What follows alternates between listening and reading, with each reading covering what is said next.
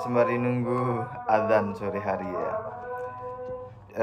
Saya mau menjelaskan tentang beberapa tipologi dan atau layer dari budak-budak klan Habib Balwi.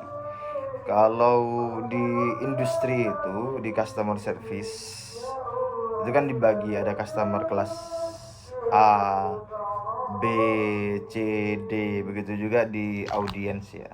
Audiens itu kan dibagi menjadi A, B, C, D atau A, mungkin ada penambahan A plus misalnya atau bagaimana itu pengembangan pada masing-masing tipologi-tipologi itu.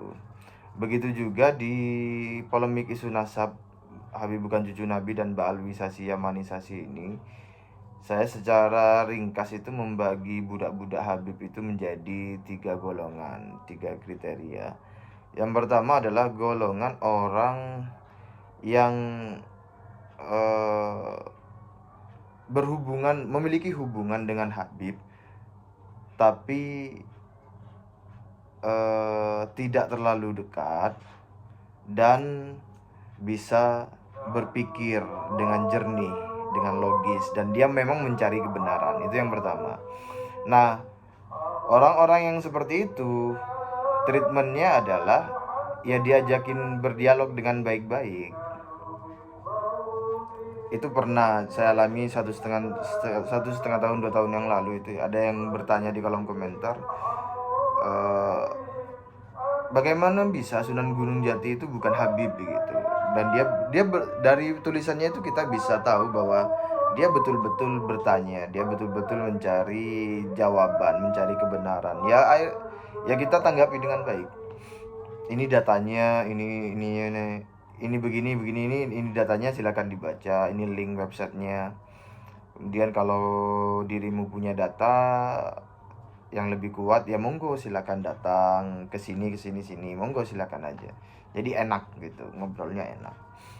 Nah, yang kedua adalah tipologi orang yang memiliki hubungan dengan Habib, hubungan sudah dekat, sudah attach begitu, dan masih bisa diajak berdialog. Kalau yang pertama itu kan tidak begitu dekat. Kalau ini sudah dekat dan masih bisa berdialog. Nah, orang-orang seperti ini contohnya itu ya misalnya siapa namanya? Kalau di TikTok itu yang selintas-selintas itu Hakim misalnya. Itu masih bisa diajak berdialog. Meskipun memang agak sulit gitu. Nah, bagaimana treatmentnya ya? Yang bagi yang sabar ya bagi yang telaten misalnya menghadapi ya ya dilayani obrolannya, pertanyaannya. Misalnya kayak Fattah itu kan dilayani oleh Kiai Ja'far Shodiq, Gus Hasan Asyarif, Kiai Gholib. Nah, karena bisa diajak berbicara. Nah,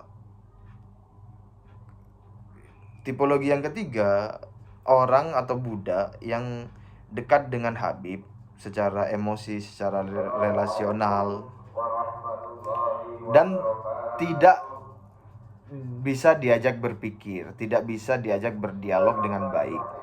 Ciri-cirinya adalah komentarnya adalah langsung menuju pada penghinaan, caci maki, framing meskipun secara halus ya, caci maki, penghinaan, perendahan, pelecehan meskipun secara halus, itu langsung begitu. Nah, orang-orang yang seperti itu treatmentnya adalah langsung. Kalau saya pribadi ya, yang satu kalau lagi males ya saya abaikan. Kalau dua, kalau lagi pengen main-main ya langsung saya layani bagaimana? Layani langsung dengan caci maki. Tuh, begini ya, klan Habib Balwi itu halal darahnya. Coba pelajari. Itu menurut basis pemikiran Rizik Syihab dan klan Habib Balwi juga cermin dari sikap Ketua Robito Alawiyah Taufik Assegaf. Itu klan Habib Balwi itu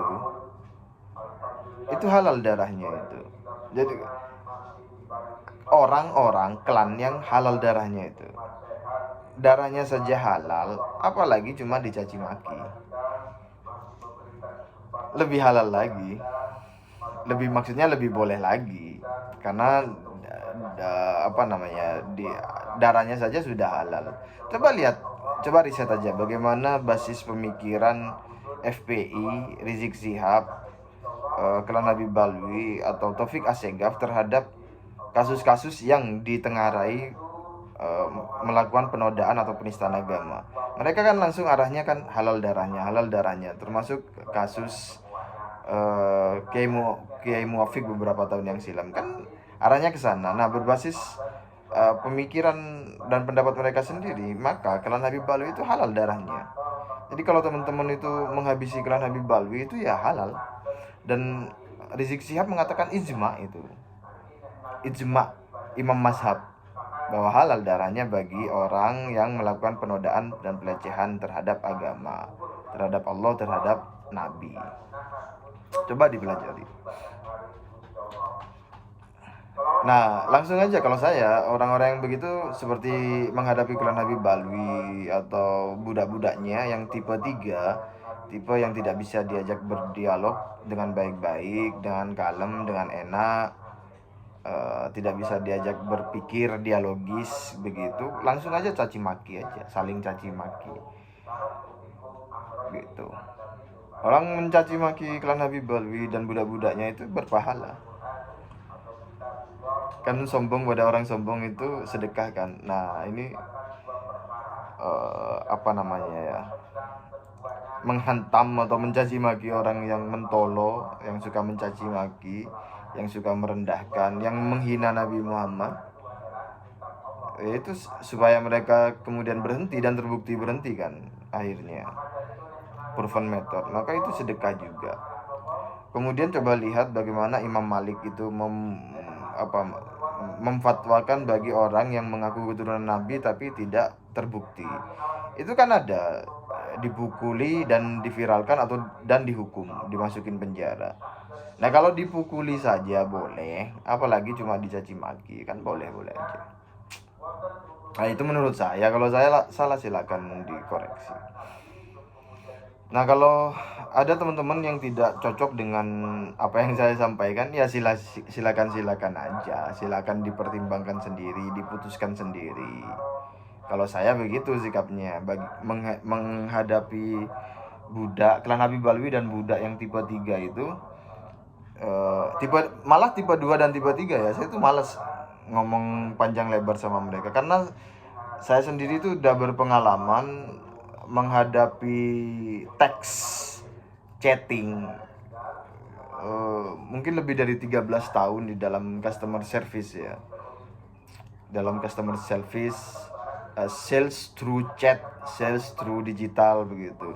Jadi saya memiliki kepekaan, pemahaman, tabungan pengalaman mana saja orang-orang yang dilihat dari kalimat-kalimatnya itu adalah orang-orang yang toksik dan tidak dapat diajak berdialog, berpikir, mencari kebenaran bersama.